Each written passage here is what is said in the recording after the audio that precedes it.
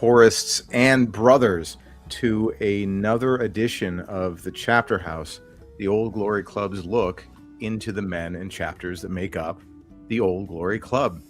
Joining us tonight is the Redwood Society of Northern California, one of the few out on the West Coast, the heart of the beast, well, away from DC anyway. And representing the Redwood Society is Dennis. How are you, sir? Man, it's the best day of my life. Excited to be here, ready to get going.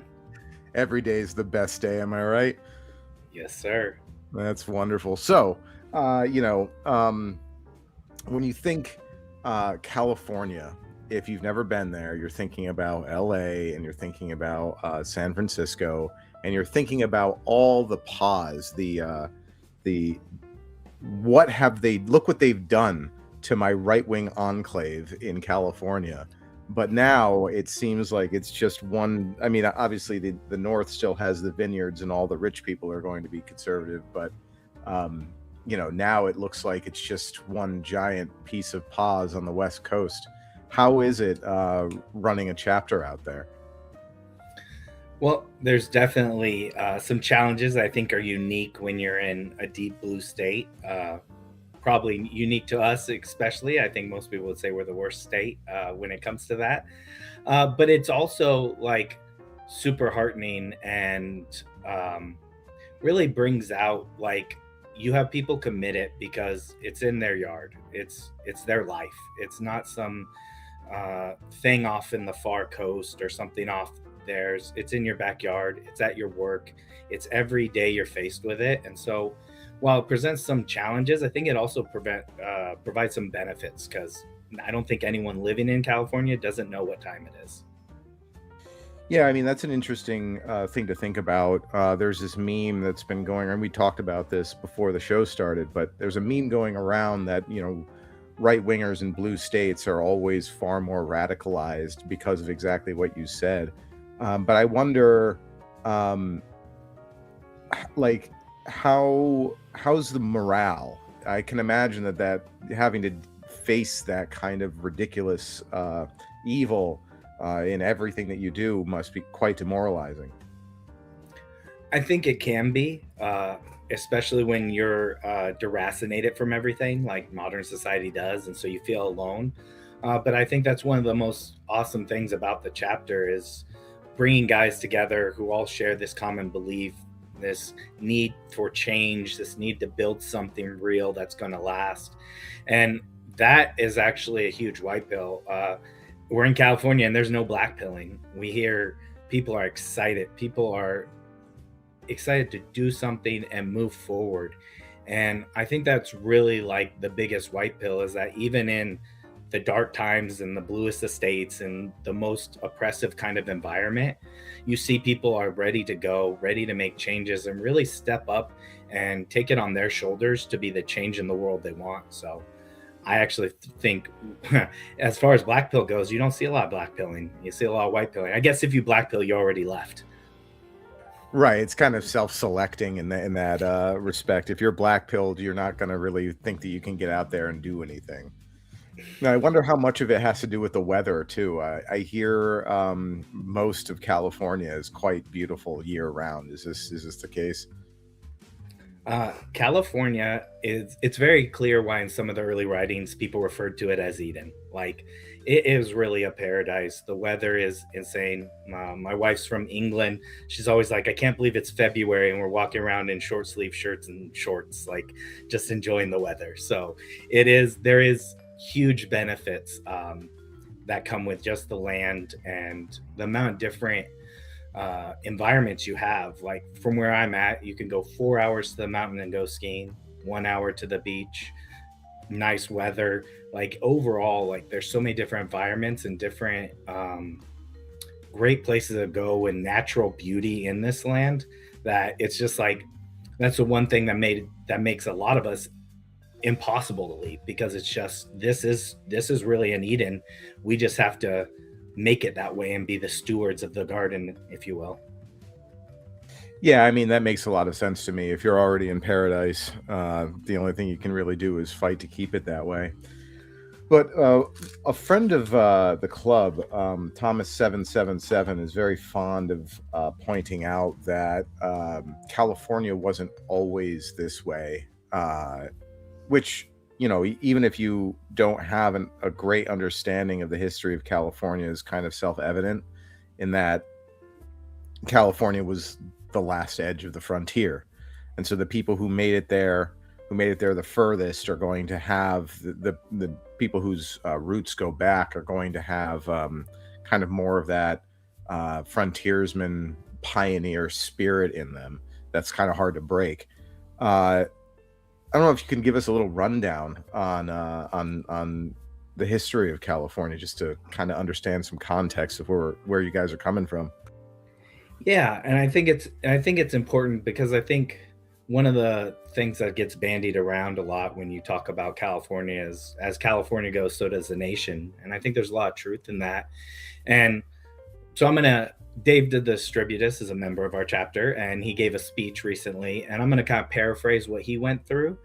If you want to check it out, collapse of crash outs of the Golden Empire on the Redwood Society Substack, great read. So I won't say it as eloquently as him, but I'll get across the main points. And this is one of the things where California, like, kind of is what the nation will look like, right? And so it embodies like acceleration, reinvention, and burnout. That's been kind of a cycle that you see even as early as if you go back to the gold rush. And so there's two kind of groups in California that I think have defined the state. There's the ones who talk about, like I did, the natural beauty, the Eden, the paradise that they want to live and cultivate, and this is home. And then there's the others, and those are the people who look to strip mine it, to take what's there, rob it of its value, and then leave for wherever place they came from.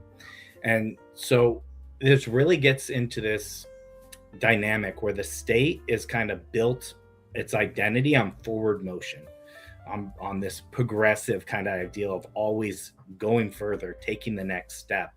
And it makes it really difficult to have memory or tradition. And I think, like other older states like Virginia has that culture, that history there.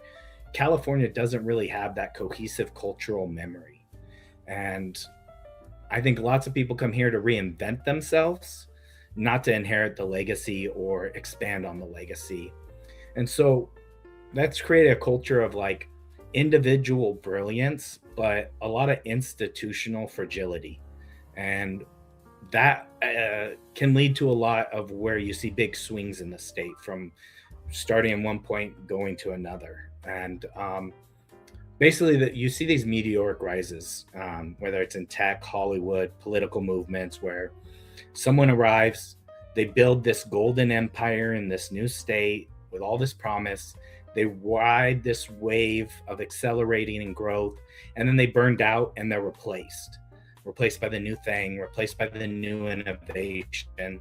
And so what happens in California is that real relationships, shared responsibility, continuity, meaning, they're all kind of gone, and they all kind of get swept aside by these ever evolving next new thing, whether it's the .coms or Silicon Valley or Hollywood. It's always pushing forward. And so I think the one thing that become very realistic to everyone who's in California now is, like, theories don't matter. Like, these things aren't real. They have tons of promise. They look like they're going to be good, but then they don't do anything, and they explode and destroy and leave a wreckage. And then we do it again and again. And so where we really look at, like, from the Redwood Society's perspectives, is we need communities that work, communities that actually build legacy and tradition and cultivate the state rather than using it for one's own gain. And I think that's really where, like, what motivated, I remember me and the president sitting down to start the chapter as we waited for some more fellows to join us. And it was really, we need to build a community. We need to build an organization that could build up this traditional memory, this legacy of what past has been here, but has been destroyed by this continual progressivism in all areas of life, not just politically, but socially, and all the different things that cause upheaval. And so I think the biggest thing is we need leadership. We need mutual aid. We need a culture of sticking together and building something real and something that endures and it's not a trend. With that, I don't think California is lost. I was just listening to one of my favorite podcasts, and one person said California's lost, and another said if you drop San Francisco and LA off the state, it's a red state. And I think there's more truth, though not completely, in that statement than saying California is a lost. And that's been our experience as we founded a chapter and started growing, and the interest that's been there to join up and do something real. That's a really interesting way to put how California kind of is always on the bleeding edge because of how quickly they kind of move through these cycles of trying something new, going all in on it, and then burning out. And what the rest of the country has kind of watched happen in California is the insanity of the progressives with the trans stuff and trying out how can we, like, who's the lowest IQ person we can put in the highest position of state and still have it look like it's running. I'm thinking here of the mayor of LA, but that when you were speaking, that gave me the idea. Do you think that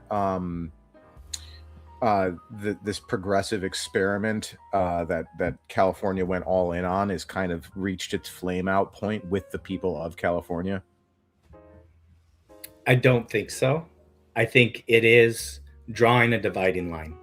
The lines are very clear here. And this is actually why I think our chapter has so much interest. I think it's why this is a prime area for it to grow, because while there's still plenty of adherents that are just going to jump on the new thing, burn everything down, and make that quick dollar or that quick recognition, um, the other side is very much being more defined by what in opposition to that. And so I think the dividing line is really clear, which makes it easy. There's a really easy friend enemy distinction that you can be drawn. And so it's one of the benefits, I think, of where we're at is when we do recruit, when we do look at people very quickly kind of out themselves of where they're at. You're either part of the progressive movement or you're not. And you will self-select or be forced to self-select, because there is no middle ground here. You either are going with the DEI or you're not. And I think that's one of the benefits that California has, and one of the things that gets us learning these lessons. For instance, the trans bathroom thing, I can remember being in high school and that being an issue. So it was already a long time ago being an issue we were facing and arguing about and fighting about. And so I think that's one thing that really benefits us in California is it's all been real. It's been years of this reality that unfortunately is spreading to the nation. And I think much more people are getting to learn how bad it can get. And you can look at California for that, but you can also look at how many people are openly discussing things that 20 years ago would have got you exiled from society.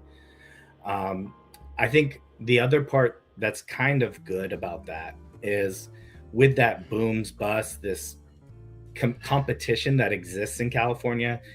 I'm sure everyone knows the housing prices are insane, the wages are high, the competition for mates is very extreme. Like, there is a high level of competition in California.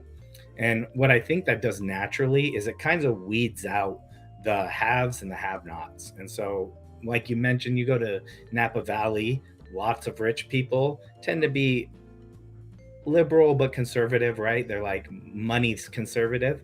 But there's this natural kind of aristocracy that's already arisen. And it's really clear. You either make it here or you don't. And we have lots of people who don't. You can go down to Skid Row in LA and see plenty of them. But the people who do thrive, the people who do find a life here, even with all the challenges, especially the ones who are the men who would be interested in joining an organization like us, they're kind of already self-selected for high performance, high achievers, people who really want to have, like, already kind of possess this natural aristocracy of like, no, I know I'm better. I've been put through the ringer just to get in the mediocre middle class of California, let alone to succeed. And so with both of those factors, it makes California a really interesting place for the OGC and for the Redwood Society, because I think you have a high criteria of people who self-select to be here, and their ability to get things done is very high. But they also know exactly what we face, the costs of not taking action. And I think that's why we have so much interest in our chapter when we drop it, despite being in the most blue kind of terrible state you could be in. Well, I mean, that's always things like that are always very white pilling. That if it can happen there, it can happen anywhere. That is an interesting thing to think about, the state kind of bifurcating between the true believers in progressivism, the people who kind of see where this is all headed. Do you see that being a major geographical thing, or is it kind of like a mosaic across the state? It's definitely concentrated in certain parts, right? And those parts, unfortunately, hold more political sway than a lot of the other parts. But I think you'd find in San Francisco, LA, San Jose, Sacramento, although Sacramento's kind of divided in and of itself, being the capital. Um, I think you'd find a very different California than if you went to Orville or Fresno or Bakersfield, and something that much more resembles something you would see in other states versus kind of the progressive hellscape that has become the cities. So then is it, would you say it's mostly contained to the cities? I wonder, I've wondered before that how powerful the municipalities can be in, you know, drafting their own laws and keeping their own towns safe, when it seems that the state government seems hell bent on turning the place into a hell with, you know, great weather. I won't go as far as to say it's just contained in the cities, right? That would be too simplistic. It's kind of all over the place, but the bigger thing that you really notice, especially with local municipalities, even in the Bay Area, right, in the heart of San Francisco, is there are lots of communities that are segregated, like by wealth, by high achievement, and they've created these communities that have very strict homeless laws, very strict enforcement of laws, a lot of police officers who patrol all the time, and so without saying it, they are segregating themselves from that while still being right next to these bigger kind of cities that are just filled and infested with people that are just, a lot of them dumped there, right? Like they go there, try to make the dream, and or were brought here, and they kind of just like fall there. So I think there is a lot of power in these local kind of areas, and you can have great effect on creating a community that does have culture and tradition and a shared values. A lot of that is going to be wrapped up though in your financial ability to do it, and your ability to separate that. And I think that money kind of insulates you, especially if you can give a lot of money to politics and politicians, insulates you from maybe the worst of them coming down and bearing down on you. Yeah, I mean, that last part is pretty much the story of mankind everywhere. So that makes a lot of sense. But I'm glad to hear, because the only things that most of us see out of California are state level, and so to hear that the municipalities still have some power to police themselves and they're not just being completely overrun out in the forests, or anywhere outside of the major cities, is good to hear.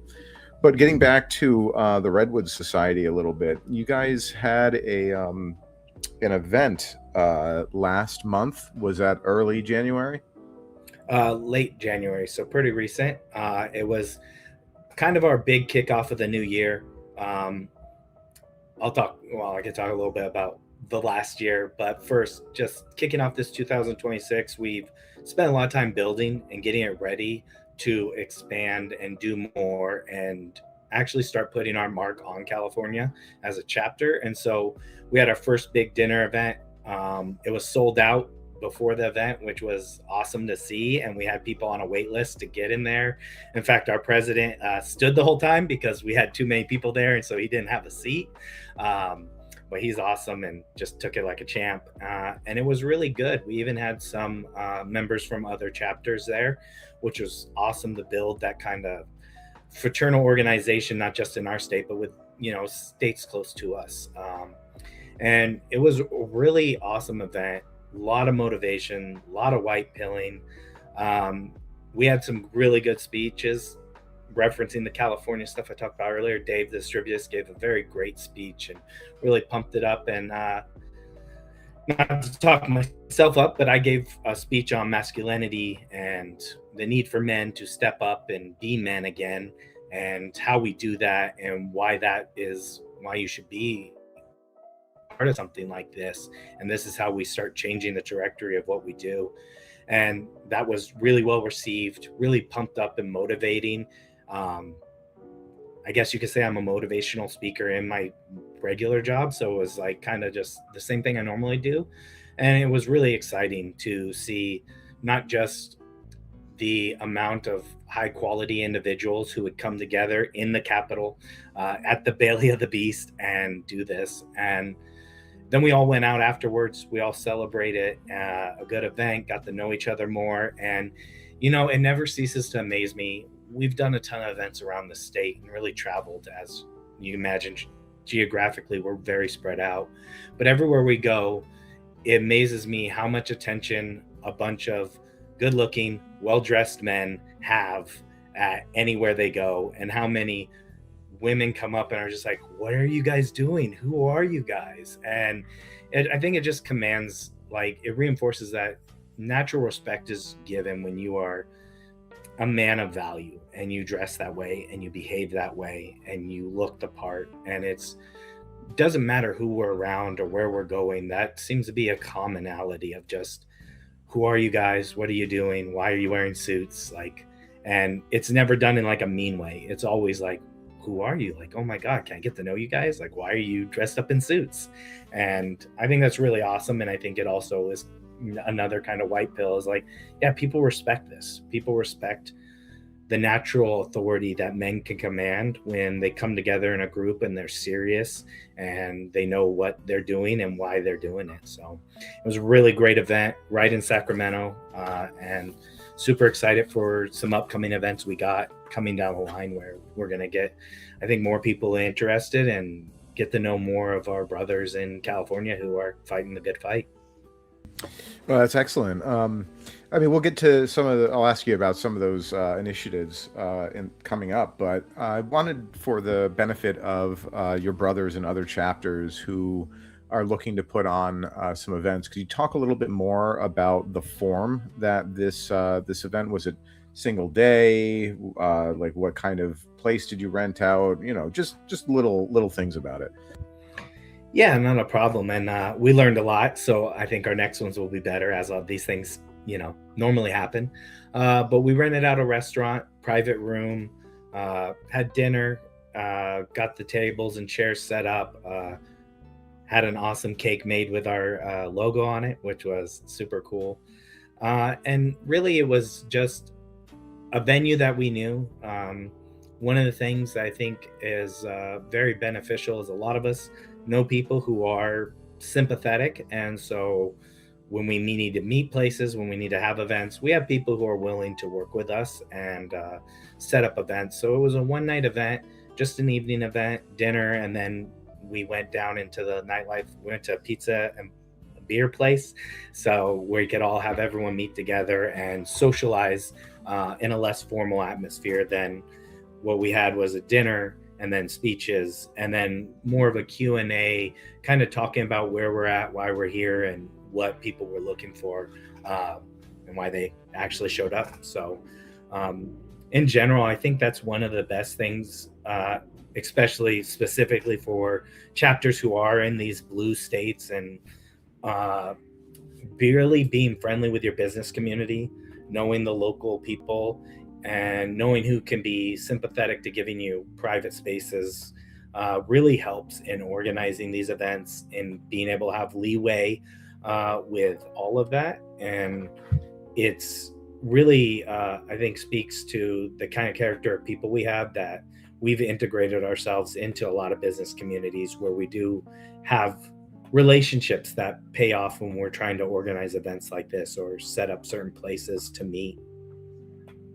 Well, that's wonderful, especially because the age of the Redwood Society at this point isn't quite long enough for you guys to have infiltrated any of these spaces. This was all coming naturally before you guys came together.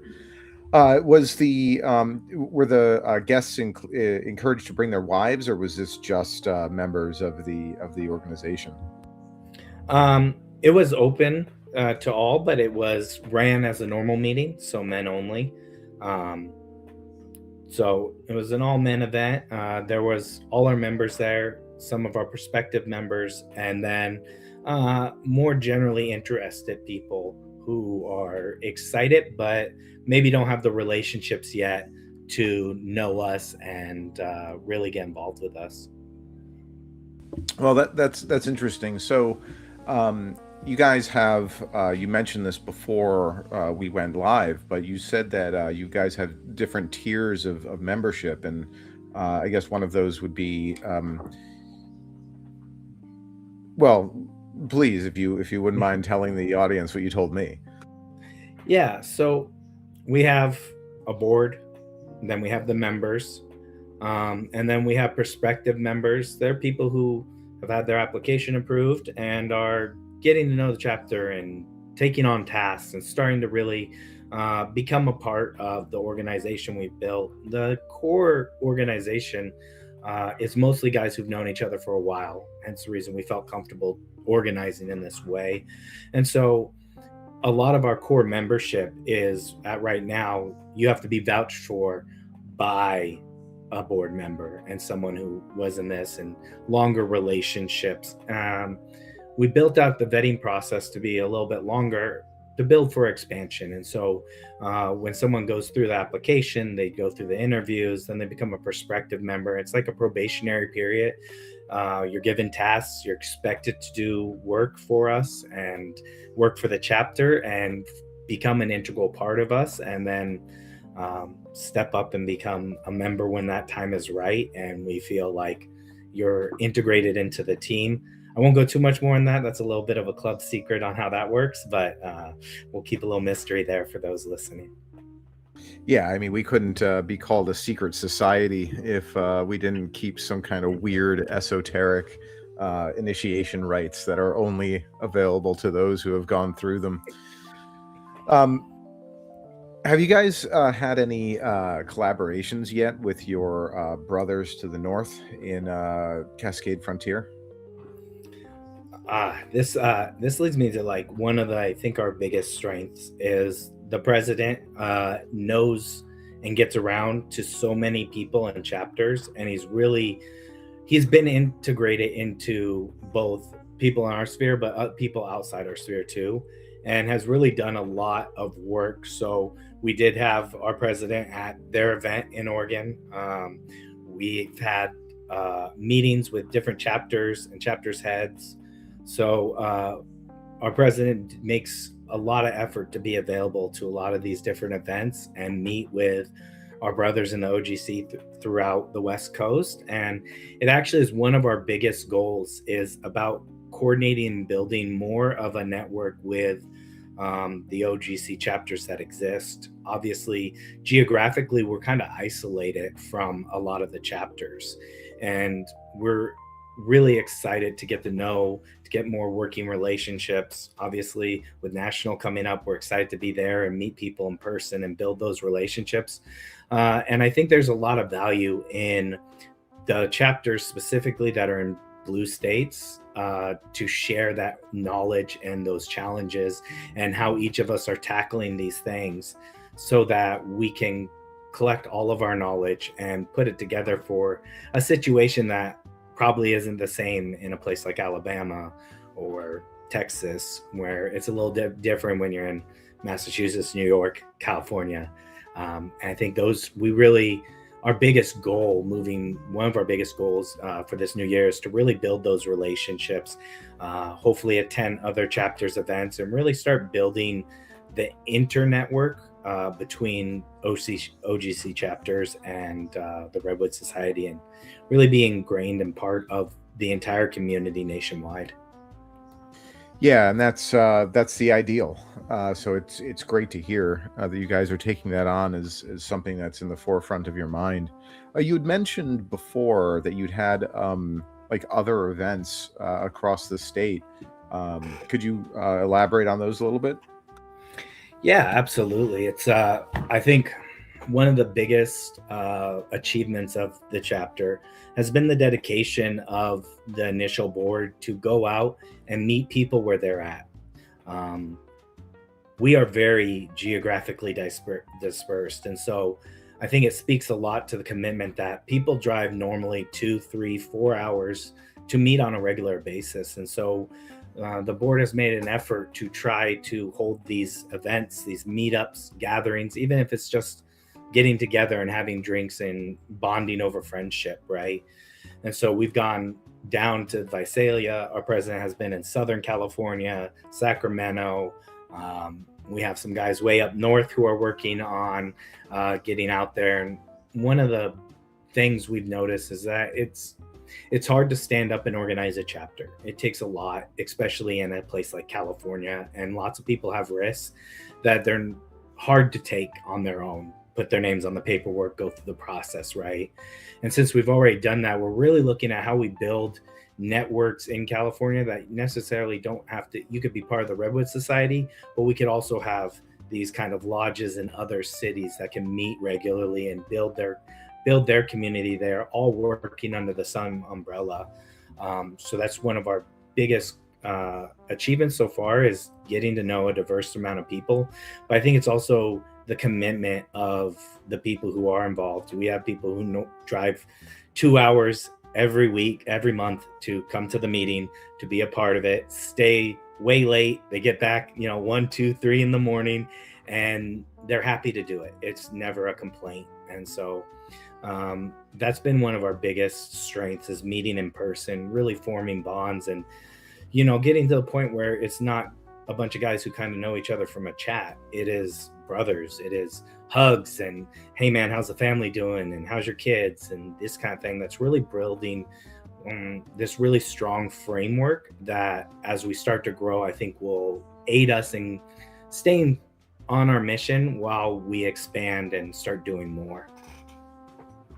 Yeah, I mean, California is an absolutely massive state, and there are places much smaller that where the chapters have issues with proximity, and I think that in a way that is also a sort of a self-selecting mechanism, that the people who are really dedicated are, as you say, willing to drive 5 hours and to take up an entire weekend just with travel and the time that they spend. It really speaks to the quality of men that you're able to gather, and that's wonderful. But I was wondering, as you say, the Redwood Society grows. Some chapters have suggested doing a lodge system, as you mentioned, the lodge system. But then other states like Tennessee, like Virginia, they both have 3 independent chapters, which is, just for that sake of proximity. Is there a model? Like, I imagine that you have guys that are far enough away to justify that sort of thing. Do you already have a model that you guys are working on, or is this kind of a cross that bridge when you get to it sort of thing? I think right now it's more of focusing in on how we can build with what we have now.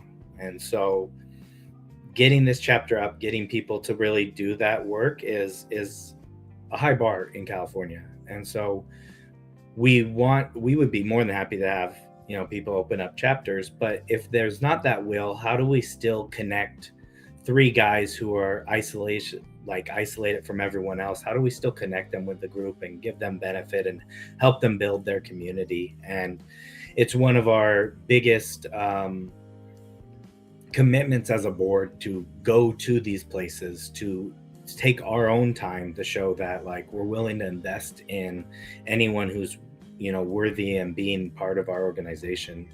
And so the lodge system is something we're working on, kind of figuring out. I will say we're probably very slow in planning. We like to take a lot of time to build these things out. One thing you could know if you're in a blue state is like the bureaucratic systems are overbearing and all over the place. And so one of the biggest things we've been really strong on is like building bylaws that will stand up, making sure all our paperwork's right, making sure meeting agendas, meeting minutes are filed and in regulation with the state. And so I think we're really slow rolling. We've slow rolled our growth to make sure we are strong as an institution before we start expanding into doing too much. I think all of us are really motivated to do more, but I think we're being very intentional with the building. And so when we approach lodge systems, other chapters, we're very kind of slow and like see what works for people. But some people have expressed interest in opening chapters, and me and the president have opened the doors of, we'll help you. We know the process. We'll help you guide and through that and through the regulatory paperwork that you need to get done. So I don't think we're pretty flexible on it, but I think right now it looks like the lodge system is going to be the most realistic way to get people involved throughout the state, maybe until we start growing more and start being bigger. And there are people who want to take on and do their own chapters, which, you know, I think is great if they want to do that. Yeah, see how it builds organically. And you know, I'm glad that you mentioned the regulatory framework around this sort of thing, because a lot of people and you know, we at Central and all the officers listening, I'm sure have a great appreciation for the amount of work that you guys all put in going through all of that paperwork, because it's boring and it sucks and it absolutely has to be done. So you know, just getting over that hurdle, especially in a state, I imagine California is quite rigorous when you say that you want to do something for the public good. Almost like they don't want you to do those sorts of things. But Yeah, I mean, I, that's great to hear. I'm glad that you guys have kind of a long term, because you know, this thing is supposed to be generational. yeah, I think my chapter might have lucked out. I'm kind of that guy who likes that paperwork and likes going through that. I know Robert's rules. I've ran organizations like that, so I enjoy that part of it. I know most people don't, so I guess that's just like one of those benefits of having a guy like that who like has navigated this in other careers, does do some of this stuff for a living, and so a lot of that boring, tedious work, I'm more than happy to take on. So it works out well. And then, you know, my other board members compliment and take on a lot of activities I don't want to do. So we work well with each other on that. Well, I mean, you got to be careful there, Dennis. You might end up getting farmed out to other chapters for that sort of thing. I have to send you across the country. Anything to help out a brother, man. Any way I can, I'd be more than happy to help out anyone who needs it for sure. Yeah, I mean, that's wonderful. I had a question for you about, and this is just for because of the way the different chapters arrange themselves. Would you say you guys have a board? You know, what form does that take? Um, Kind of your traditional, normal executive board. So president, vice president, secretary, treasury, and then the fifth board spot is recruitment. And so we have a very kind of basic outline of what we do. And then that breaks down more in committees, subcommittees, those kind of things, different roles people play. So the board has a pretty generic structure, which actually works well with the regulatory rules, so it makes it very easy to manage. So we kept that very general, but then where it's not so regulatory is in how it functions in the day to day, and so we've broken out that in more specificity to really create an organization that can operate very effectively without having to go through tedious board procedures and executive meetings all the time, and trying to make the best use of our time. Right. You want to run lean. There was a joke in, I think it was in England in the 60s, that the problem with socialists is that they spend too much time on committee meetings. And, well, that might have been true for them now. I don't know what the biggest problem with socialists is today, but we don't want to fall into that trap either. I mean, with the way that California is, like you say, so close to everything. If you want to go skiing, if you want to get lost in the desert, if you want to go hang out on the beach, do you guys have like a bunch of activities that you guys do together, like getting out there and doing whatever?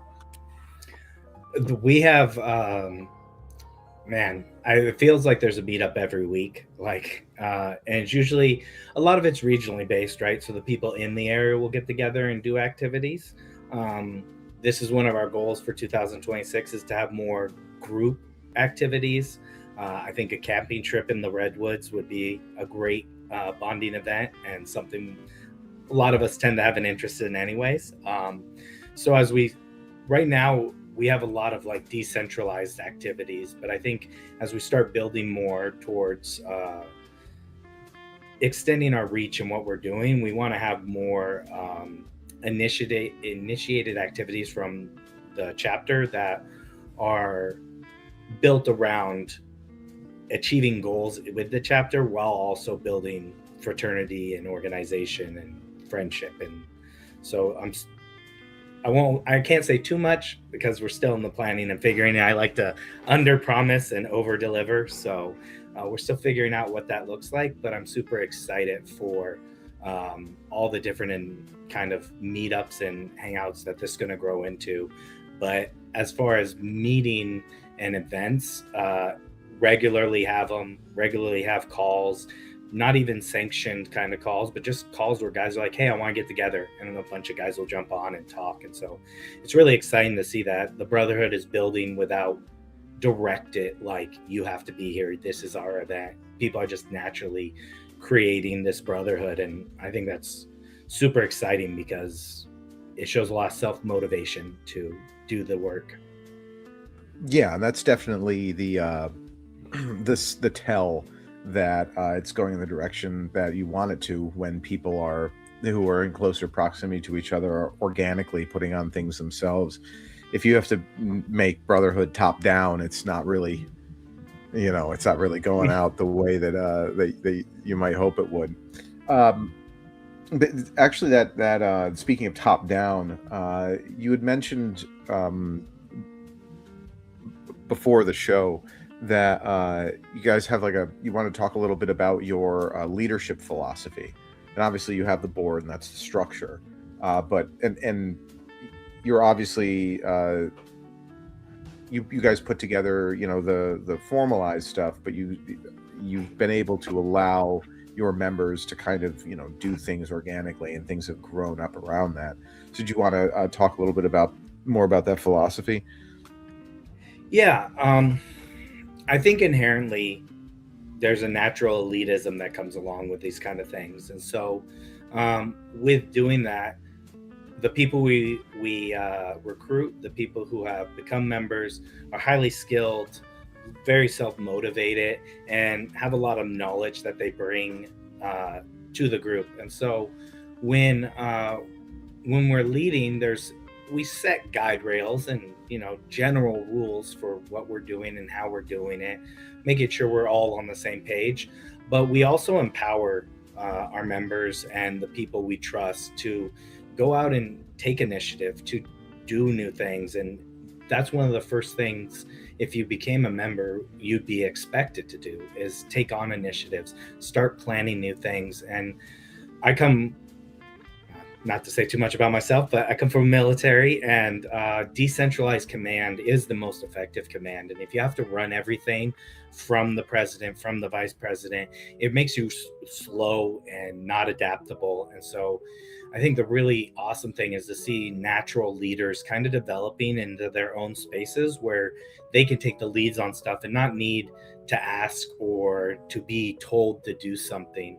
And so when it comes to our leadership, we're really about empowering our members to take on more and not necessarily have to look to our president for every answer or permission to do things, obviously within the confines of the general rules of organization and brotherhood that we're setting down from the top. But that's kind of our leadership strategy in the chapter. Outside of the chapter, and what we're looking to do is, part of it's expanding the network between chapters, building that mutual aid between all of us who are in the chapters.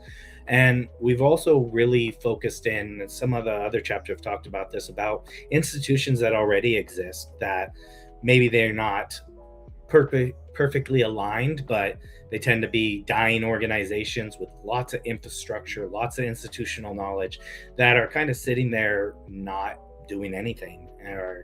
And so as we build, we're also making a lot of connections outside of just the people who are going to be in the Redwood Society, and finding these sympathetic individuals who can allow for things like uses of a lodge house and having a normal place for meetings that is set, and having access to materials. And so as we build out, we don't just look for building our membership and the brotherhood within us, but also the community assets around us and how we can aid that community and help them too.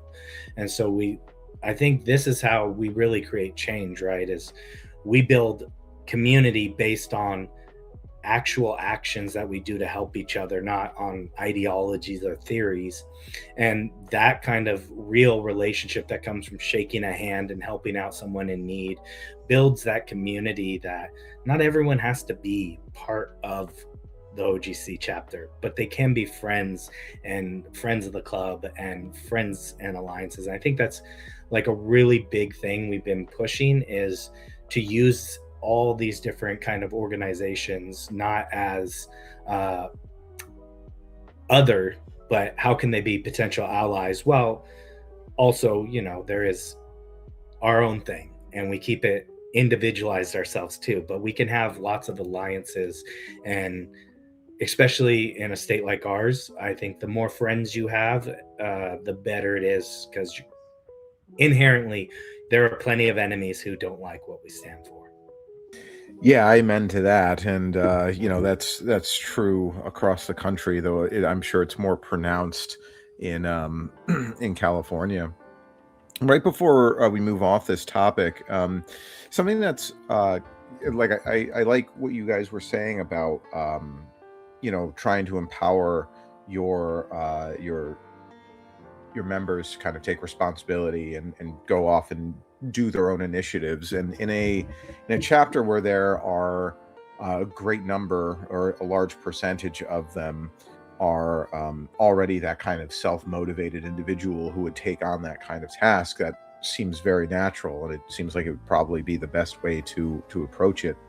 But in all organizations, we're all kind of subject to Pareto's distribution there. Sometimes incorrectly called the 80-20 rule, but we won't go into it.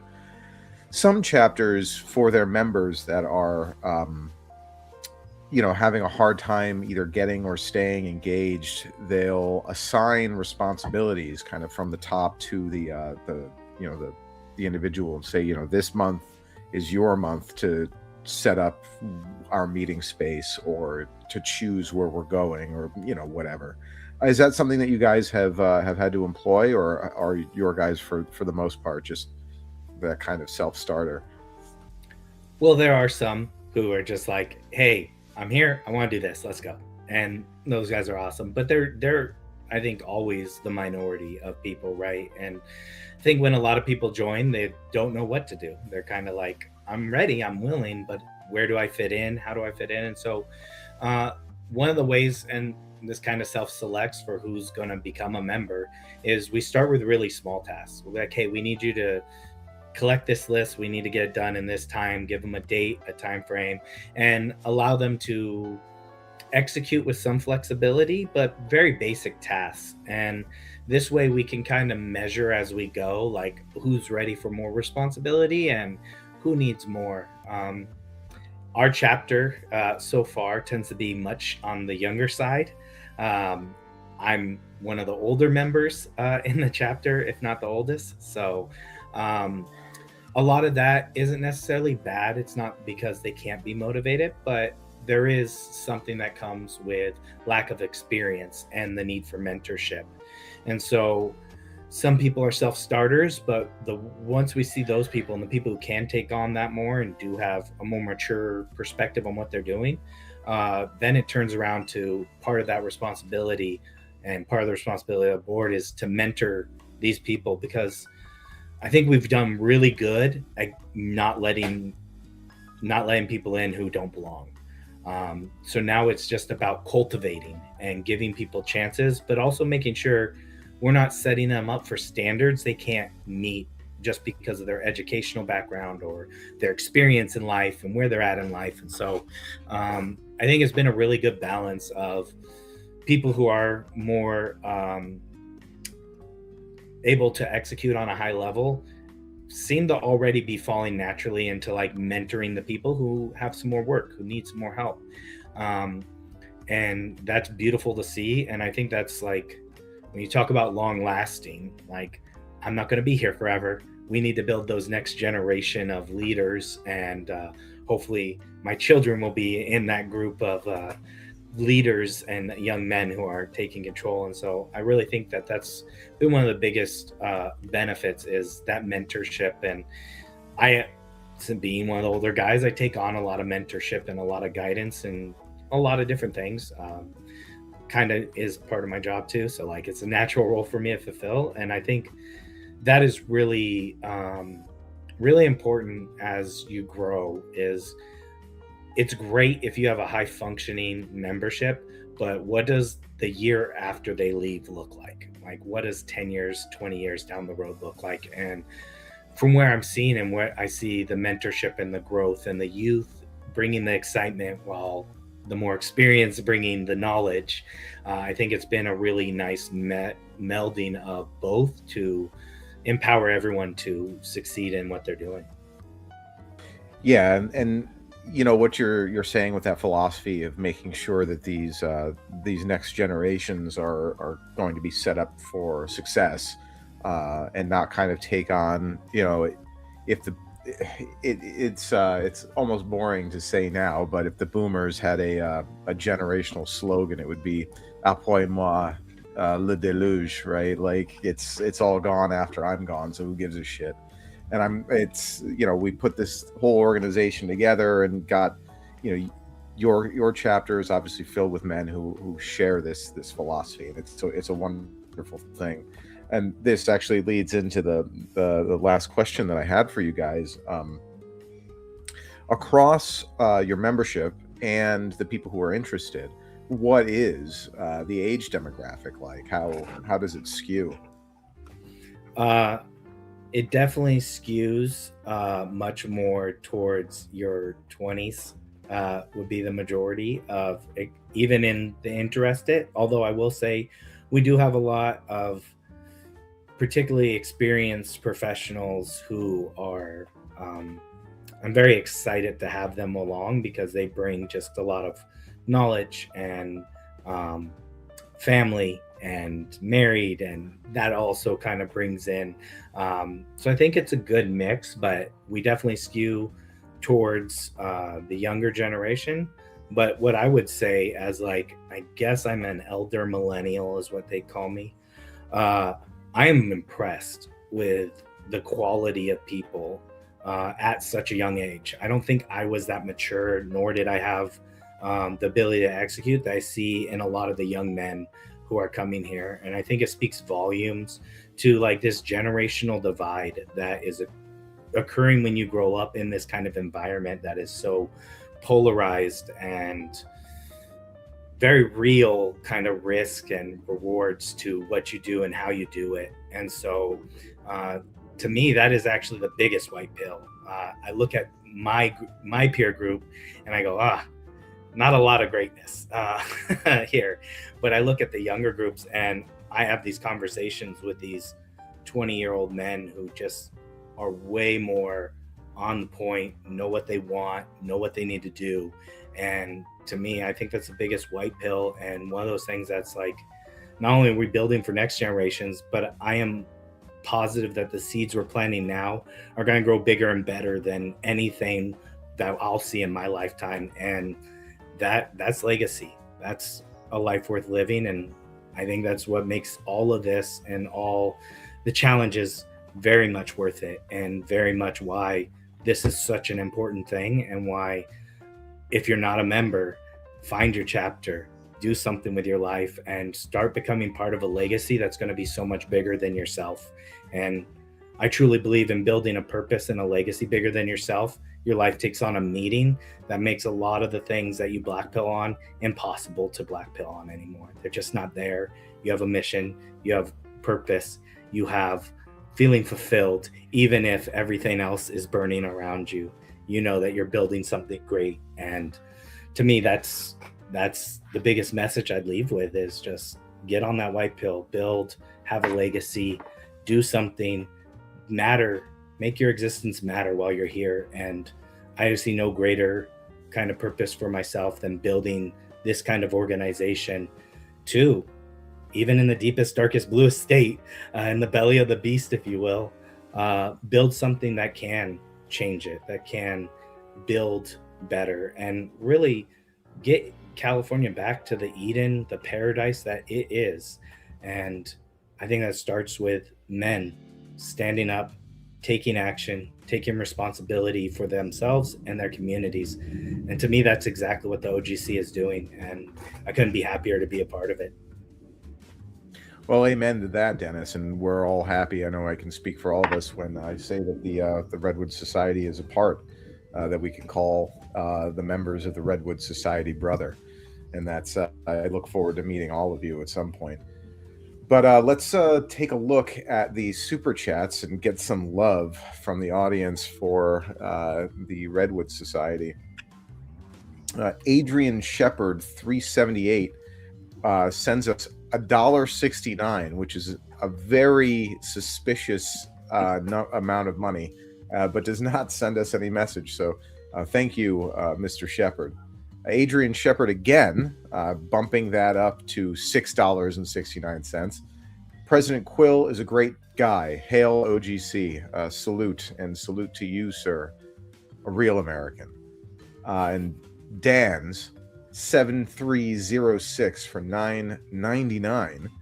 The southern border has transformed the composition of California, as evidenced by last several decades of elections. Yeah, I mean, that's the outsider's understanding of it as well. I don't know if you wanted to say anything about that, Dennis. It definitely has, and it definitely is. I think when we talk about immigration, this issue has been a big issue in California since the 80s. Once again, California out in front, doing it first. But yes, even in my lifetime, I've noticed a huge generational shift. And I think that's why it's so important that we do something to stem the tide, or else it'll just continue. And, I mentioned him before, but our friend Thomas 777 has some interesting theories that I think he backs up pretty well. That California, that the blue takeover of California was engineered and not in any way organic. But you guys could and should look that up on your own time. But this is the end of our hour. Dennis, thank you so much for joining us. I would normally ask you the last question that I ask everyone, but you already answered it, so very eloquently too. Thank you. I'm super excited to be here. I hope this gave an introduction to California isn't lost, that there is hope. And I look forward to seeing all of my brothers and meeting them and building those relationships. So thank you so much for having me. I really appreciate it.